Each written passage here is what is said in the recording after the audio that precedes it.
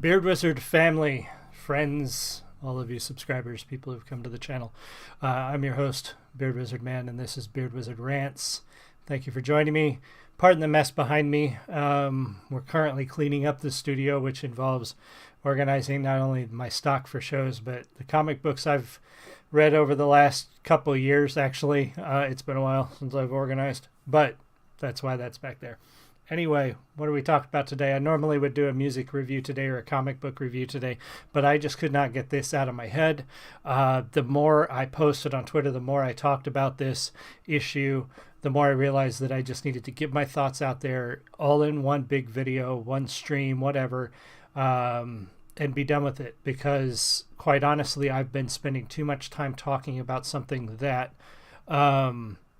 I professed not to care that much about, and apparently I do, and I know why, and we're going to talk about that. We're going to talk about why.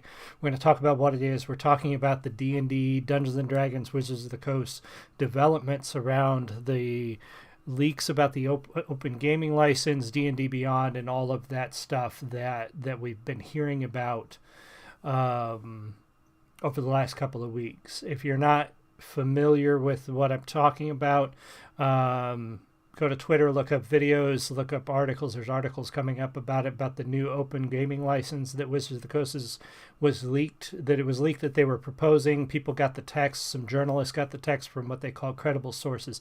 I'm not going to break down all the text. I'm not going to go into details about it, but there are some very good videos that break that down. There are also some very good videos. I recommend you looking into the legalities of an open gaming license like the one WotC uses, what they can and can't do. For example, they make it sound like you have to print the OGL in your books. You don't necessarily need to do that. They make it sound like you can't use a D&D like system in your game system.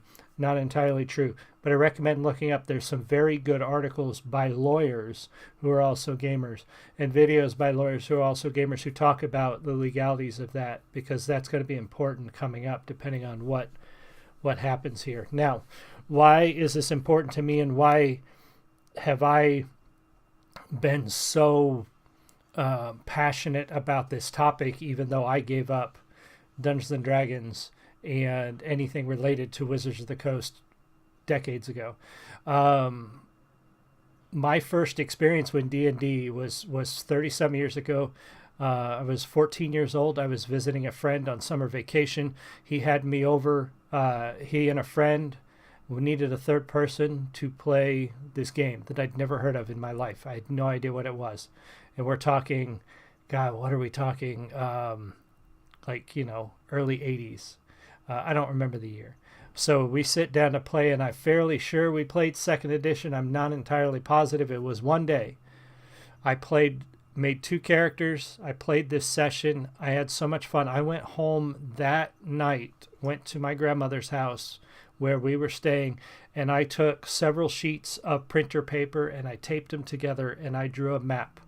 The map that eventually, over years and years and years of playing and development, became the world that I currently write my books in, that I currently DM when I do run games. That one session, that one few hours I played one afternoon when I was 14 years old, hooked me. Since that one session, I've played just about every edition up to 3.5, where I jumped ship. I never played the white box. I know there's editions before basic. I never found those. By the time I started playing D&D, you just didn't find those anywhere. And I never was with a group that had them. I played in my groups with boys and girls, men and women, people from all walks of life, people from different countries, black kids, Asian kids, Middle Eastern kids. We had a foreign exchange student from Germany in my high school that joined our gaming group. When I was an adult, I played with there was never a moment where D&D was not part of my life. And D&D, when I was coming up, despite what you've been told, despite what these companies constantly say, despite what these virtual signaling shit stirrers say online, D&D has always been an inclusive, tolerant, accepting group of people, the community of people. We never would have thought of excluding somebody because of what they looked like or what they believed or where they come from. And that's going to be an important subject coming up as well. And then along came fourth edition. And I was on board when I played Magic. I was on board when Wizards of the Coast bought TSR. I saw the signs. I knew what was happening to TSR at the time. And I knew it was either they get bought by Wizards of the Coast or another company with money, or D&D just ceases to exist. Those were our two options back in the day. What was it, 2005? That was it. You know, we were literally looking at the end of something. And at the time in 2005, you didn't have the options you had today. You didn't have all the different games and systems and companies that you have today. So if the biggest guy on the block folds, what happens to everybody else? You know, so it was actually a really kind of scary time for those of us who were fans of the game, because we were really looking down the barrel of the possibility of our favorite pastime, of our hobby, one of the things that was a large part of our life, just disappearing, just, you know, being stuck with just whatever we had, whatever we could collect, and then nothing new, nothing else coming out. So when Wizards of the Coast stepped up, we were hopeful that maybe this would save things. And I know a lot of people jump ship then. A lot of people jump ship at every version. That's normal. There are people who jump ship as soon as they went from the white box to basic, and then when they went from basic to AD&D, and then from AD&D to second. At every stage, there are people that latched onto that version as their version, and that was it, and they weren't going any further. And that's normal. That's fine. But what really killed me, you know, when I jumped ship, when I latched on, when I decided I'd had enough, was when shortly after third edition came out. I mean, 3 years. 3 years. So you have to keep in mind, in 20 years, TSR put out 3 versions of Dungeons and Dragons, unless you get really into the minutia of versions before basic. You had about 3 versions of D&D in 20 some years. And then in 3 years, Wizards of the Coast said, now we're going to put out a new version. Here comes version 4. Here comes 4th edition. And we started, of course, hearing the rumblings, and we started hearing what 4th edition was going to be like. And it didn't sound all that great. And then the straw that broke this camel's back was when they released the preview books. I don't know if you guys were around or if you remember those things, but they were going to release these preview books for 4th edition 3 months before the core books came out. $40 they wanted for these preview books. And these preview books were really, they were just fluff. They were nothing. They were some art and some flavor text, and really nothing you could do anything with. You couldn't. It wasn't even really a preview of the game. It was a preview of some of the lore and some of the monsters and some of the flavor text. There was 2 separate books. One of them was going to talk about the monsters and stuff, and one was going to talk about the characters.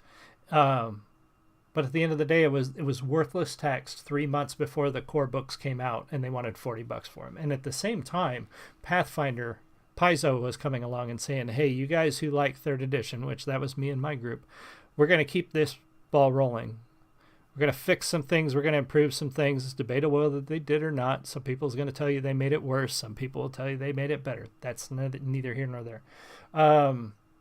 But they offered a book to convert your 3rd edition 3.5 characters, monsters, and adventures to their version of 3.5, 3.75, whatever you want to call it, for free. And not only that, but when you buy the core books from Paizo, you get the PDFs for free. And there's a lot of source material on the website for free.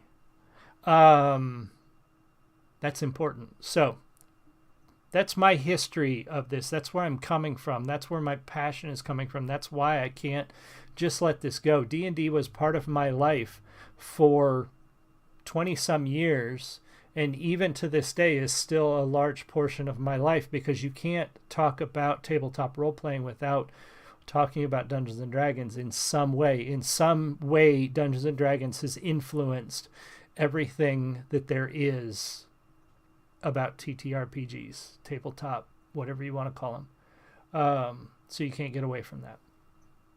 So that's why I just can't. And even though I said I'm never going to give WotC any more of my attention, my time, or my money back in 2008, I've spent so much time talking about this recently. That's why we're here. So with that long intro, sorry.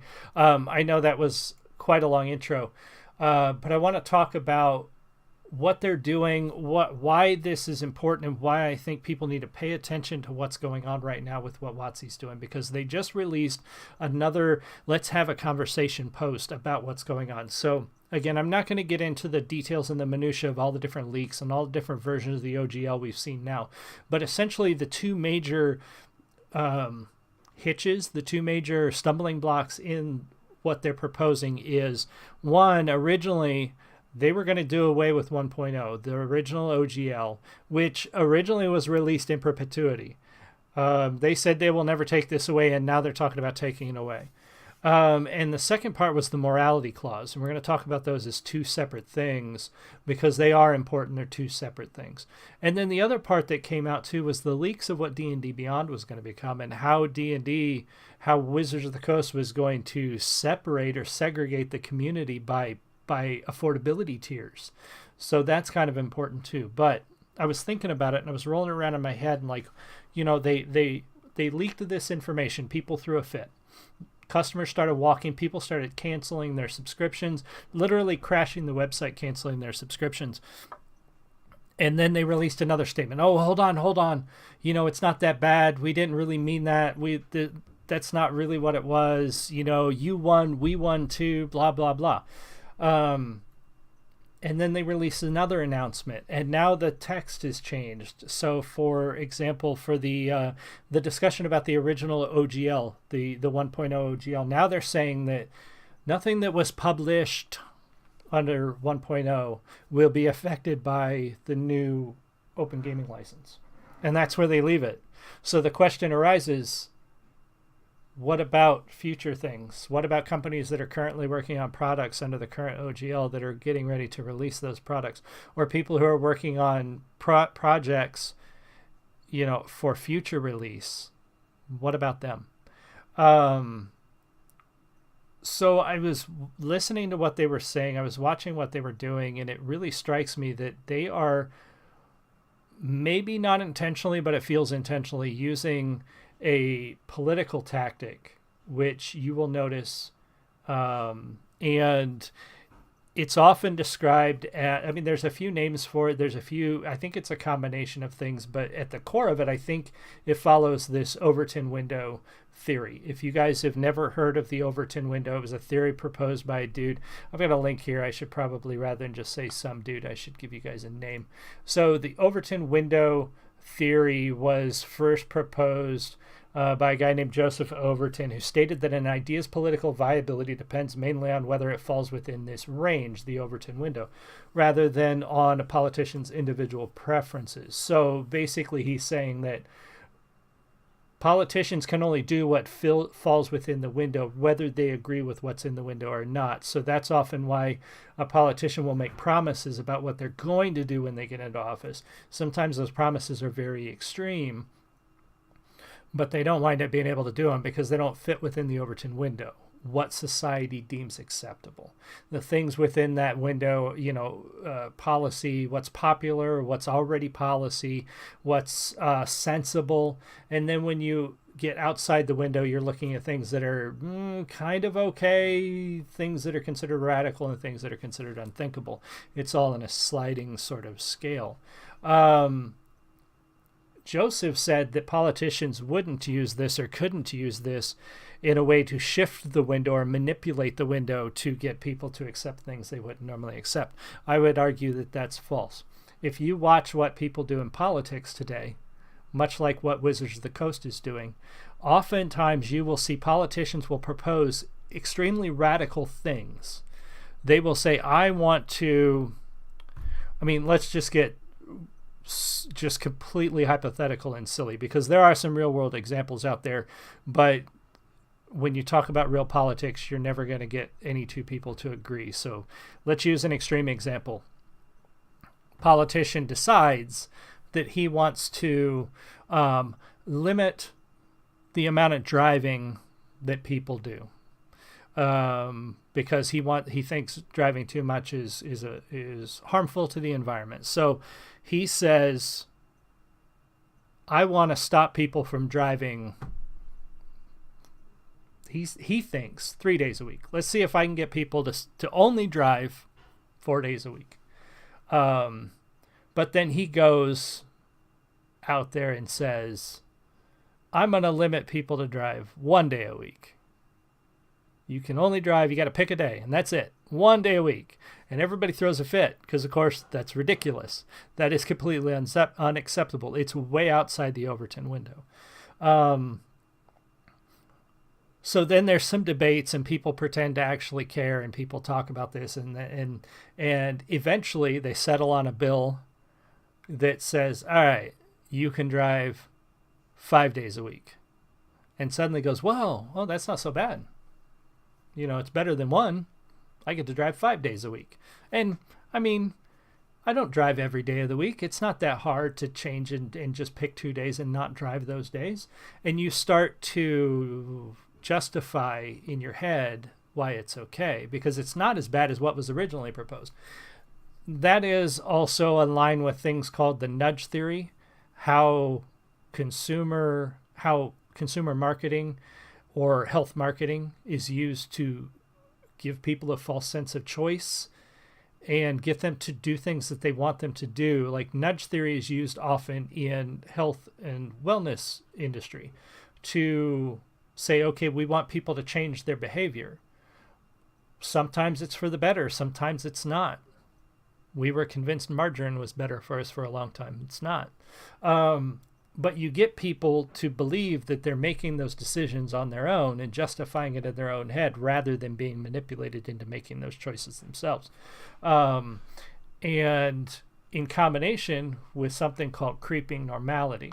If you're not familiar with creeping normality, that is basically the process, here's the definition, the process by which a major change can be accepted as normal and acceptable if it happens slowly through small, often unnoticeable increments of change. Something that WotC has been doing for a long time. So that's important. I think they are using a combination of creeping normality and a little bit of nudge theory and a manipulation of the Overton window. They come out with this OGL 2.0 and they say, here's what we want to do, and they leaked it. Maybe they didn't leak it on purpose. Maybe they did leak it on purpose, and they're using this entire thing, this social media, as a marketing tool, as a market research tool. Maybe. So they propose this thing that's crazy unacceptable. Nobody likes it. Everybody's like, no, that's not going to work. We hate it. So then they come back and they shift the window a little bit. All right, well, we're thinking this. And people are like, no, screw that. We don't like it. And now they come back with it. Oh, we're going to move it a little more. And people are still like, no. I guarantee you in a few days they're going to have another announcement. We're like, all right, well, so the OGL 1.0 will be fine on this, and this. But X, Y, they're going to keep shifting that window until they get enough people to go, okay, I'll start spending money on WotC products again. And they'll go, okay, that's where the window lands today. That's important. That's where the window lands today. We already know what they want to do. They've already lifted the mask. They've already opened our eyes and said, here's the guy behind the curtain. This is what we want. Even leaks from people who said the CEO, what he said about customers, if that's true, what he said about he only cares about subscription money and the customers are an obstacle to making money. I'm sorry, if you're a business and you think your customers are an obstacle to making money, then you're in the wrong business and people need to stop giving you money. We already know what it looks like behind the mask. We already know what they want. They're just shifting the window until they find what's acceptable, and they're going to go with that. But we know the future. We've already seen it. They've shown it to us. They've said, here's the future. And people are still going, we need to bring this back. And I'm sitting here thinking, Do you not see the problem? Do you not see that what the future holds for you, it doesn't matter what they do today. So sure, you get on board today for 6th edition D&D 1, whatever the hell it's going to be called, and roll with that for 3 or 4 years, and then what? Well, they've shifted the window a little bit. So next time they don't have to work as hard to shift it again. Because we'll go, oh, that's not so bad. They changed it a little bit. It's not so bad. OGL 3.0, yeah, that's okay. Pay attention. So this isn't the first time. And nobody should be surprised about this. I am absolutely stunned that people are shocked, that people are up in arms. Like, yeah, you should be up in arms, but people are acting like this is something new. Like, oh my God, when did WotC become evil? When did WotC become a money-grubbing company that doesn't care about the game, that only cares about money? Have you not been paying attention? Well, some of you aren't that old. Some of you guys who play D&D today, some of you guys who got into 5th edition, you're pretty young. You may not remember. 5th edition is probably your 1st edition for many of you. You don't remember. Some of us remember. Some of us have been there. We were there when it happened. Yeah, I'm going to date myself. I've been doing it the whole stream. We were there when it happened.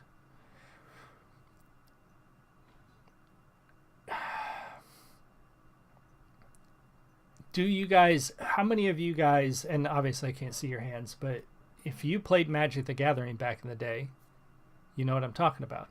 So let me share this with you, because I pulled this up and I wanted to, I don't know if you guys can see this. I'm gonna expand this here, see if I can make this larger and show you. All right. So these are Magic the Gathering products over the last 30 years. Since Magic the Gathering started. So I fall in that timeline of like 94, 95. I remember when, Ice Age released. I remember when Fallen Empires released. I remember these things. I jumped off of Magic the Gathering somewhere around the 99, 2000 range, when I saw what they were doing, because I helped run tournaments at our local game shop, and it became very clear that as a competitive game, the purpose of Magic the Gathering, and WotC's focus was to sell as many expansions as they could, limit as much, and this is when they started limiting older versions, because they started changing the rules to the point where old cards were no longer viable in the game.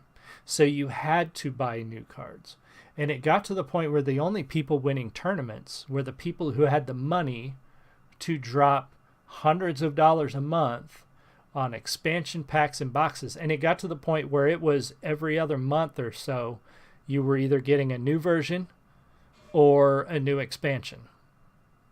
And that, look what they started doing after 2008. And now in 2022, how does somebody keep up with a game that releases that much content? There's no way that unless you had a lot of money, you had rich parents, you made money playing this game, or you just spent all your money into this game, there's no way you could keep up with that. And that is the biggest problem with what they're doing with the current version or the proposed new version of D&D. They're locking people out behind a wall of affordability. They're separating the community by tiers of affordability. They're saying that, they're changing it from a game where anybody could play. You get 5 groups of friends together, and a couple of you buy a couple of books, and all of you grab a handful of dice that don't cost that much, a pen, a pad of paper, and boom, you're gone.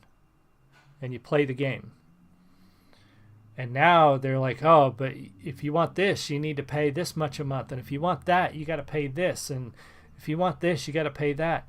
If you want PDF copies of the hard copy books you bought, you got to pay $30 a month. Paizo gives them to you for free. So, this is not new. And look at what they're doing with the, I heard about this the other day, blew my mind. The Magic the Gathering 30th edition booster packs, $1,000. $1,000. And that's the $1,000 gets you, where is it? Each display. So you buy a display, $1,000, which is sold out, mind you. I cannot believe it's sold out. Actually, I shouldn't be surprised. There are so many fanboys, and yes, I use that term disparagingly because anybody who would give WotC this much money for 15 card packs of cards that I don't think you could even use in the game. They're reprints. They talk about you get, okay, so you get, each booster has a 30% chance of a retro frame rare. All 10 dual lands drop twice as frequently as any other rare, so they've got land cards in them, which, I don't know if you've never played Magic. When I played Magic, I had an entire long box full of land cards. 2 retro frame cards of any rarity, at least 1 basic land, 13 modern cards, 1 rare, 3 uncommon, 7 common, and 2 basic lands. And there's 297 cards to collect for a total of 594 cards. Correct me if I'm wrong, but that means they're thinking that people would drop multiple thousands of dollars to get all 600 cards and 16 tokens. Like, do you guys need any more evidence that Wizards of the Coast just cares about the money? Doesn't care about the game, doesn't care about the customer. The only thing they care about is money. And now I'm not one of those people that begrudges a company from making money. I work for a company that wants to make money. The reason they want to make money is because they want to pay their bills, they want to pay their employees, and they want to give us all a life. We all need money for something. The only way to get money is to sell things. But sell quality products, you get more money. Keep selling quality products, you keep building a good fan base, you keep getting more money. If you don't love the game you're creating, it's a game, for God's sake, and they're treating it like it's a tech company that's just producing a product that people are just going to use. And that's the thing, is they're treating you like a product. That's what you are if you pay a subscription to a company that's giving you something that you could otherwise should be able to get for free or cheap. You are the product. So the other crux of this issue, pulling up my notes here because I don't want to lose my train of thought. So we talked about WotC's definitely in this just for the money. There is no love of the game for the leadership. There may be love of the game for some of the creators, some of the people that work at the company. They aren't the decision makers. They aren't the ones that are making these decisions. There's nothing on the writers and creators and artists. I don't know why they stay there, because they clearly work for a vile company that should not be given any more money. I would seriously be looking for somewhere else to work. If my company was like this, if the company I worked for treated their customers the way Wizards of the Coast treats theirs, I would be looking for a new job immediately. Like, I don't know. I have to sleep at night. I have to live with myself. I have to look at myself in the mirror and feel good about myself. So I don't hate on the people that work at WotC. I just don't understand why they're still there. I don't understand why they work for a company that treats their people like this. And some of them are leaking information, so clearly they know this is wrong. What are they doing about it? So the other part of the OGL that still seems to be in there and still seems to be a major stumbling block is the morality clause. And here's why. You got to look at this morality clause from 2 different perspectives. Okay, it sounds nice to say we don't want anybody making games related to our game if they are hateful people who are intolerant of others. We don't want racists making games and linking them to our game. Okay, that sounds great on the surface, but who decides? It's too common these days, we've all seen it, Somebody online doesn't like somebody else's opinion and they throw out some ism. That person's a sexist. That person's a racist. You don't even have to say something racist to be called a racist. I was called a racist the other day because I said an AI computer program that made images wasn't a person and didn't deserve rights. And I thought it was a joke at first. I legitimately thought that the person who posted that was being sarcastic. They were not.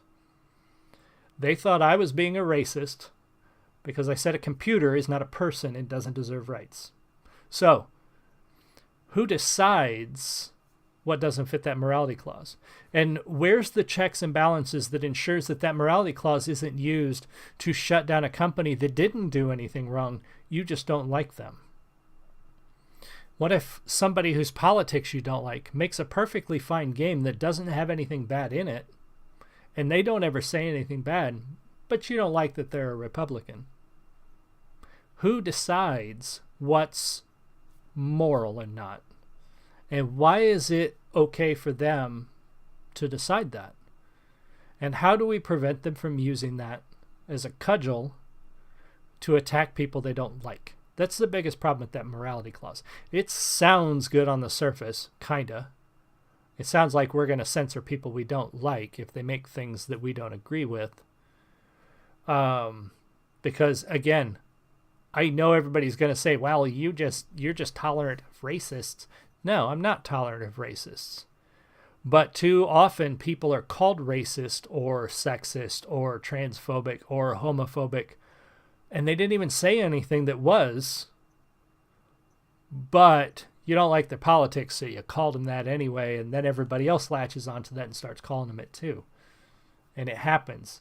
It's demonstrably provable. It happens. So the morality clause is just a no-go. It gives too much power to the company to shut down competitors for any reason whatsoever. It can't be in there. It's not a good deal. It's not a good thing.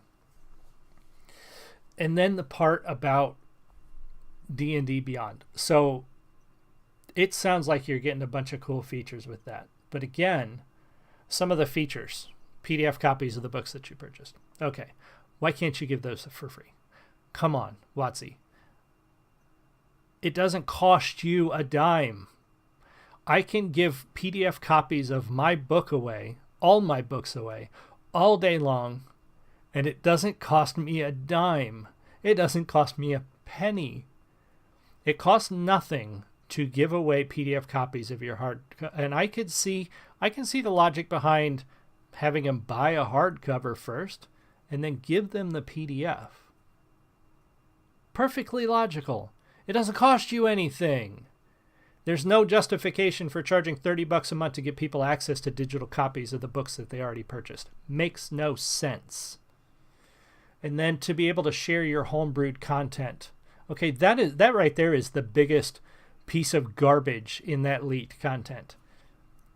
Who's to stop you from sharing your own homebrewed information on a forum? That's what we used to do all the time. You wanted to share your new creatures, your new spells. You can go out there right now and find tons of websites where people share their homebrewed traps and riddles and spells and monsters and all that stuff, and nobody can stop them. Nobody's charging them $30 a month to do it either. That's bullshit. It's just another reason for them to separate the community, and that's the biggest thing that bothers me, and that we're going to get back to. I grew up playing D&D, understanding that it was the most accepting, the role players, those of us who participated in these games, most accepting, tolerant, understanding people that I have ever met in my life. We played with people from all over the place, from all walks of life. And then we started getting told, oh, no, that's not true. People started getting told that, and they started believing it, and it was horseshit. Anybody who tells you that old school gamers are intolerant, racist, sexist pieces of shit is a liar. They might have met somebody who was like that, but to generalize an entire group of people because you met a jerk is horse crap. And anybody who tells you that is lying to you.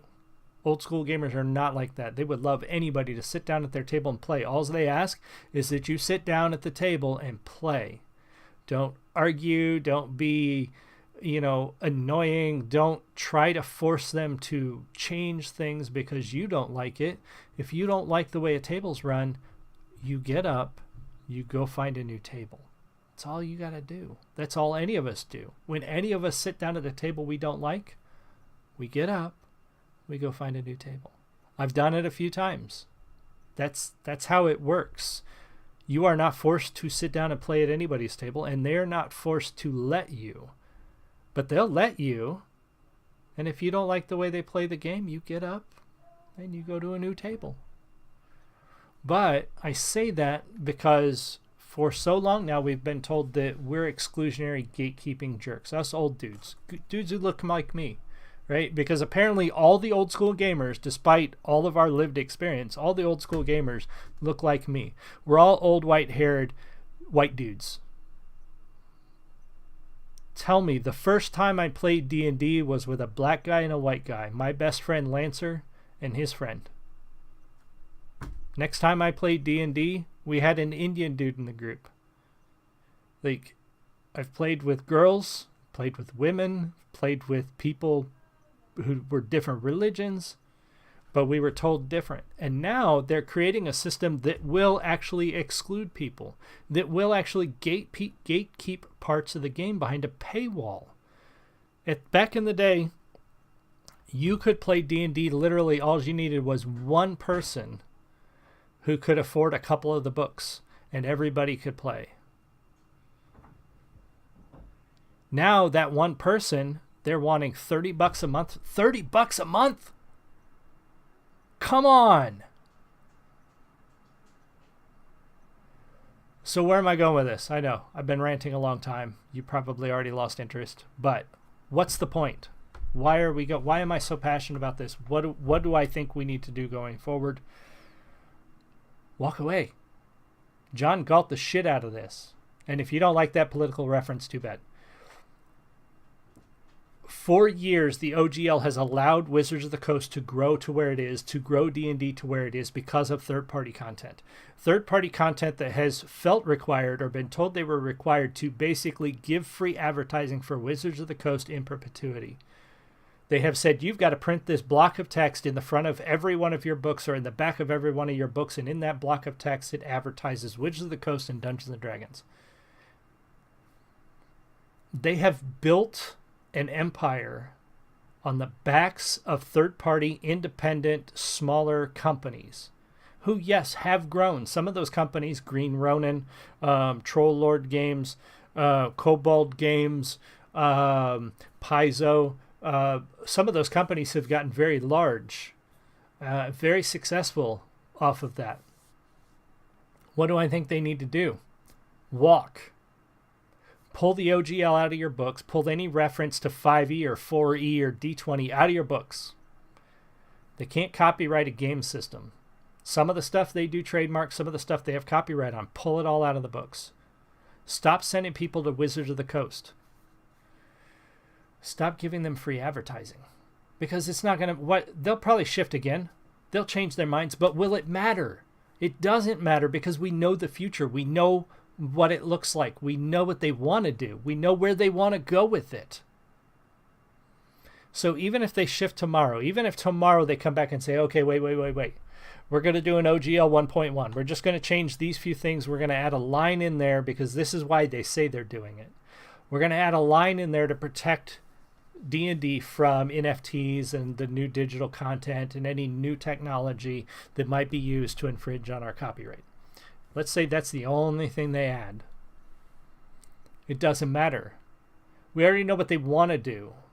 We already know the roadmap. We've seen it. They showed it to us. So even if they come back tomorrow and say, here's all we're adding, it's 1.1, we're not going to touch 1.0, we're not going to touch future 1.0, you can do whatever you want, just like you could before. Does not matter. They've already told us what they're going to do. So walk. It affects me. I'm working on a project related to my campaign setting with adventures, and I've got a lot of things planned that I was hoping to start putting out later this year or next year. Those plans have all been thrown out the window. Now I get to decide, do I want to make an agnostic game that doesn't fit any system? Do I want to wait for Paizo to put out their OGL or some other company to put out their OGL? Do I want to go my own way and create my own system? I don't know now. I've got a friend, Ray Clark, who has her own 5e compatible campaign setting as well, and she was looking into expanding that into several different products, all tied to the OGL. That's all out the window now. She has a plan, but it means she's got to stall a lot of her product and a lot of her planning to fit this new shift. I'm friends with the guys who run Limitless Adventures, small gaming company here in Illinois that prints some really great product, all based on the OGL. They're going to go their own way now. So this doesn't just affect the big guys; it affects a lot of the little guys. And again, even if they came out tomorrow and said, "Oh, we're not going to change that much of it," I'm still going to change. I'm still walking. I'm done. I'm not giving any more information, advertising, or anything to WotC. I'm not giving them any more airtime or mind space after this.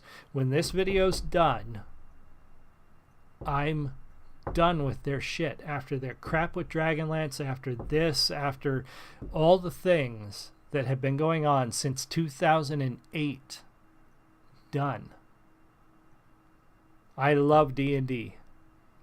I love TSR. Those guys who created that, those guys who built that, all the way from Gary through Margaret and Terry, through R.A. Salvatore, through Greenwood, through all the artists like Clyde Caldwell and Larry Elmore, and all the names that I can't think of off the top of my head. Love all that stuff.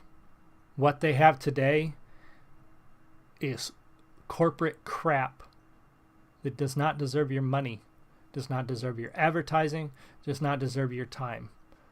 Walk away. Just let it rot, or let it become a commercial game that gets sold in Walmart, because that's the only way they can make any more money, is to sell it on the shelves of Walmart and Target and hope that people buy it because they don't know what the hell it is. Stop giving them your money. That's it. That's all I got. That was way too long, but hopefully it made sense. Hopefully you guys got something out of it. Let me know in the comments. Be sure to follow, subscribe. Thank you. I will see you guys all again soon. You have a great one. Much love. Bye.